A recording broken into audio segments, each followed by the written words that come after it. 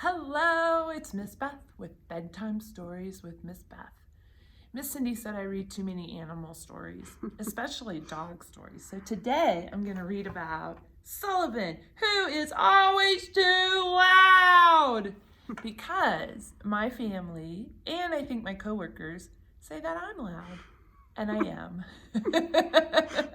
So Sullivan and Miss Beth have something in common. This book is written by Nicole Ostow and illustrated by Brian Biggs, and it's published by Roaring Book Press, which is perfect because Sullivan, roar.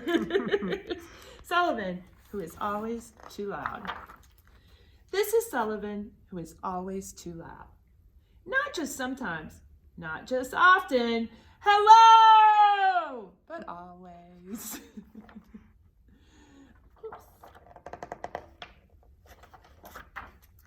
At home, Mama says, Sullivan, Ella baby is sleeping. Sullivan, Mr. Jenkins downstairs will complain. Sullivan, I can't hear myself think. You're not supposed to hear thinking, Sullivan shouts, and he shouts it loudly. He's got a point, though. And Ella baby wakes, and the dog barks, and Mr. Jenkins downstairs raps on the floor to his ceiling with his cane. Mr. Jenkins likes quiet at night. Rapping with his cane means, keep it down, Sullivan. Sullivan tries his best. Mama says, it's a start. I don't think it's going to help. She sent Sullivan to the peace place for thinking. Back in my day, it was called timeout. But it's the peace place. All through dinner and all through bath time, all through bedtime story, Sullivan squishes his loudness down, down, down. Look at him holding it in.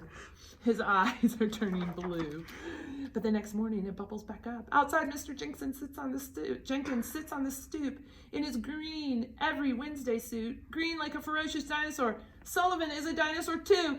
His loudness bubbles up into a ferocious dino roar. Oops, Mr. Jenkins frowns. Frowning means, oh, Sullivan. Mama asks, have you tried counting? 1, 2, 3. 1, 2, 3. Mama sighs. Oh, it's a start. At school, Sullivan tries again. During center time, when there are no red blocks. During share chair, when it's Bowden's turn. And during movement, which is for silly jumping. It's not easy, but counting squishes the loudness down.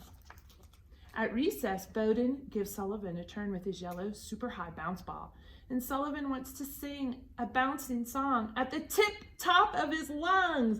Boing, boing, boing. But the loudness is squished so deep down inside that the song won't come. What if the loudness is squished inside forever? But then, when it's time to go inside, everyone lines up. Everyone except Annalise. She's far away in the tall grass, monster corner of the playground. She doesn't hear Miss Chow. Sullivan feels a bubble, rumble up. Oh no! Now is eyes on teacher time, but Sullivan must. Now the tree stump is a Jungle King platform. 1, 2, 3. His loudness, it's there. Annalise!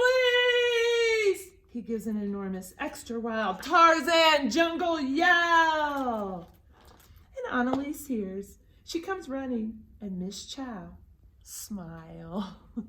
Thank you, Sullivan, for choosing the right time for loudness. Who knew there was a right time for loudness? Sullivan is proud, proud, proud. The feeling bubbles up. Sullivan tries to count. 1, 2, thank you! But Miss Chow just laughs. She says, It's a start. Oops. And Sullivan laughs too. I guess from this story, there is a time to be loud and a time to be quiet. And nighttime, when your baby sister or brother is sleeping, is probably a good time to be quiet. So when you go to bed tonight, try to be quiet. Bye.